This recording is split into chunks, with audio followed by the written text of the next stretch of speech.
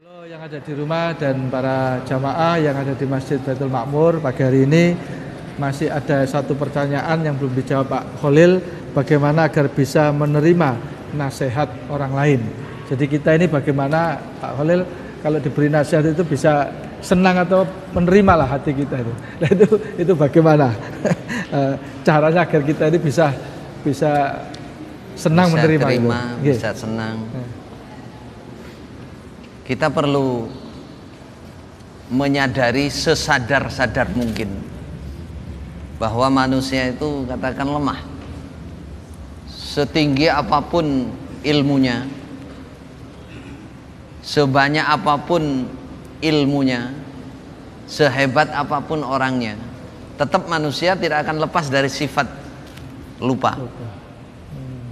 Mahallul khata' wan nisyan, itu manusia. Kalau kita menyadari itu berarti kita akan mau menerima nasihat orang lain. Lebih dari itu sunnah Rasulullah SAW juga demikian. Rasul kita itu Sayyidul Anbiya, Sayyidu waladi Adam, paling polnya anak turun Adam, mau menerima teguran dari orang lain, bahkan dari istrinya juga. Banyak contohnya, sunnahnya. Seperti Nabi nerima teguran dari namanya Dzul Yadain, seorang sahabat yang ketika Nabi sholat zuhur atau asar, sholat 2 rakaat, lainnya nggak ada yang mengingatkan. Yang mengingatkan Dzul Yadain. Abu Bakar, Umar takut semua. Yang mengingatkan. Jadi yang perlu kita sadari, kadang-kadang ilham itu, kebenaran itu datang dari orang yang dianggap paling tidak berharga, orang paling hina, paling bodoh. Karena Allah melewatkan ilham lewat orang ini. Kalau sudah ketemu begitu, jangan lihat orangnya. Namanya kalimatul hikmah dhalatul mu'min. Kalimat-kalimat yang hikmah itu ibarat barang hilangnya orang iman. Haitsuma wajadaha fahuwa ahaqqu biha. Di mana dia menjumpai, dia yang paling berhak mengambil itu. Enggak usah lihat orangnya. Itu. Begitu itu dicontohkan oleh para sahabat. Sahabat, para khalifah yang paling garang siapa? Umar. Khalifah paling garang, paling keras. Terkenal ya Umar ya.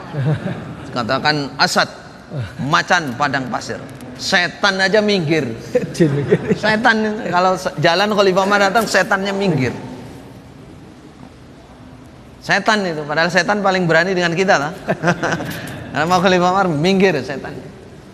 Pernah Nabi melihat ketika Nabi pulang dari bepergian, ada wanita yang nadar untuk terbangan di depan Nabi. Tong tong tong tong tong tong. Karena berhasil.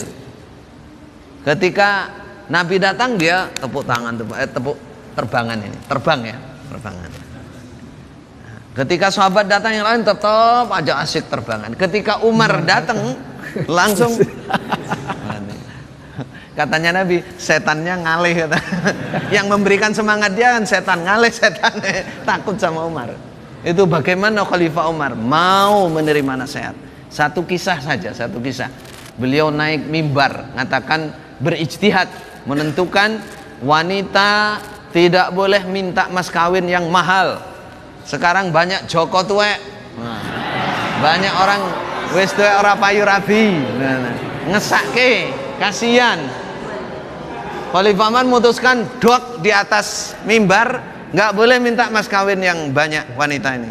Turun dicegati sama mubalighot. Daiyah yang hafal dalil dalam surat Baqarah. Katanya, apa lupa ya Khalifatul Rasul? Anasita qaulallah wa ataitum ihdahunna qintara fala ta'khudhu. Ma mana qintar? Malan katsira. Malan katsira. Khalifah, apa Anda lupa dengan firman Allah, kalian memberi kepada mereka uang yang banyak, harta yang banyak, mas kawin dan lain-lain. Kok Anda membatasi? Karena batasi, langsung balik naik mimbar lagi. Saya mansuh. Apa mansuhnya? Saya batalkan tadi. Batalkan. Boleh, silakan sesuai dengan permintaannya wanita. Nah, sesuai dengan permintaan wanita. Katanya Khalifah Umar, kullun nas afqahu min Umar. Banyak manusia yang lebih paham daripada Umar. Mengakui. Ketika lupa mengakui. Nah, itulah seharusnya orang iman ya, insyaallah. Ini Ustadz ada satu pertanyaan, Ya. karena kita orang iman ini berkewajiban untuk amar ma'ruf nahi mungkar. Apakah kita juga mempunyai kewajiban untuk menerima daripada amar ma'ruf nahi mungkar? Betul, ini tidak jauh dari tadi ya. Cuman mungkin kita kembangkan aja, kita perdalam. Tidak mau menerima nasihat itu sifat yang paling tercela. Bahkan dalam Al-Quran itu sifatnya sifat orang munafik. Wa idza qila lahum la tufsidu fil ardi qalu innama nahnu muslihun ala innahum humul mufsidun. Ya Allah. Walakin la yash'urun. Orang munafik itu kalau bilang jangan bikin kerusakan kamu di bumi, jawabannya dia innama nahnu muslihun. Siapa bilang saya bikin kerusakan? Justru saya ini muslih. Jadi nggak mau terima. Wa idza qila lahum aminu kama amanan nas. Iman ini loh kayak sahabat yang lain, imannya bagus, tertib, ngajinya tertib, datang ke majelis taklim, tausiah seperti ini tertib, tidak ngantuk. Jawabannya apa? Anu minu kama amanas sufaha. Apa saya mau beriman punya sifat keimanan seperti orang-orang bodoh itu? Ya, itulah orang bodoh mau datang ke masjid dengarkan tausiah. Sekarang nggak perlu, tapi nggak perlu. Itu namanya kesombongan, takabur, takabur. Dilarang jelas. Orang iman harus mau menerima nasihat. Sampai dalam hadis sebutkan la yadkhulul jannah man kana fi qalbihi mithqalu dzarratin min kibriya.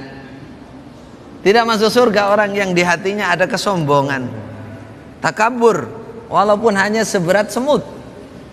Seberat semut. Apa yang dimaksud kibriya itu? Sombong itu. Raddun haq wa ghamtun nas.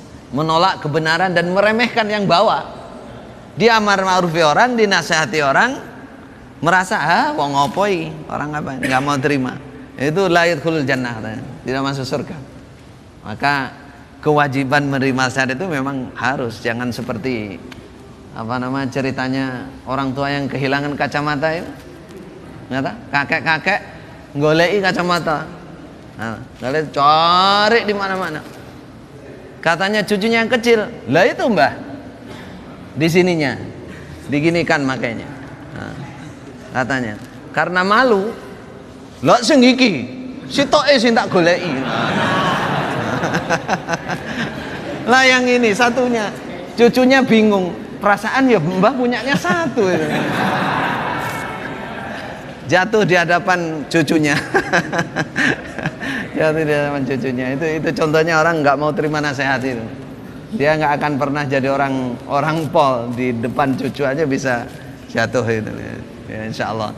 Jadi harus ada balance, harus ada muwazanah kata orang Arab.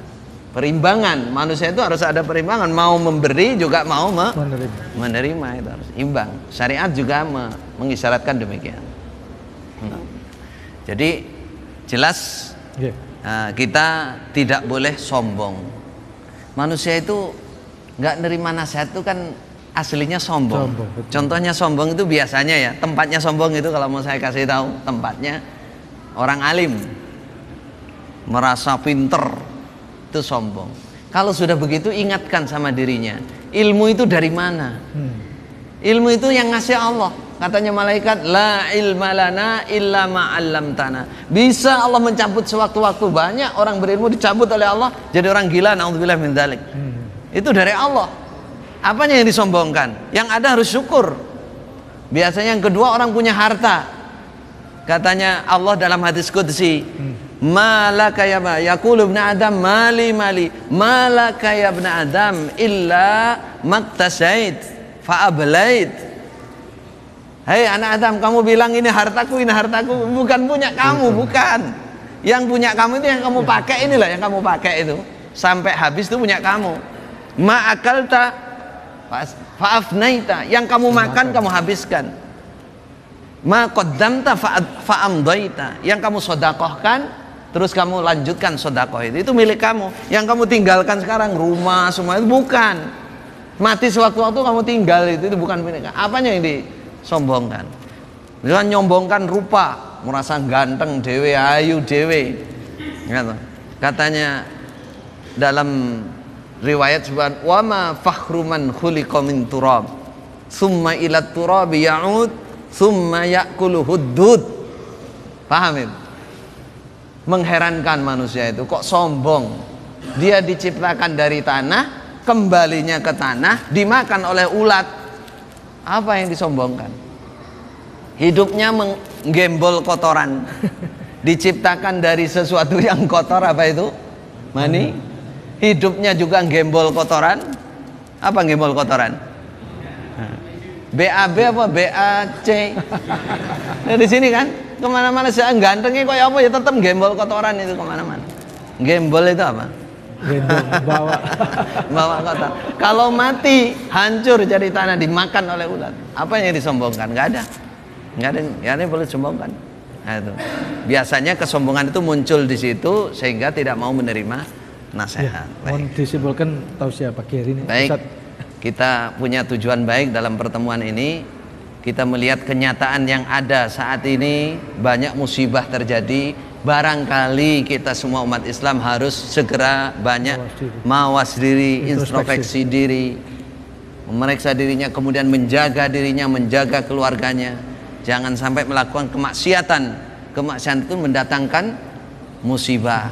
Barangkali dengan demikian kita bisa membantu masyarakat umat Islam khususnya betul-betul negara kita ini bisa menjadi baldatun thayyibatun wa rabbun ghafur. Negara yang betul-betul indah, baik, tentram karena amannya negara, dan Allah Maha mengampuni karena kita mau amar ma'ruf nahi mungkar. Demikian. Baik, terima kasih Ustadz Khalil.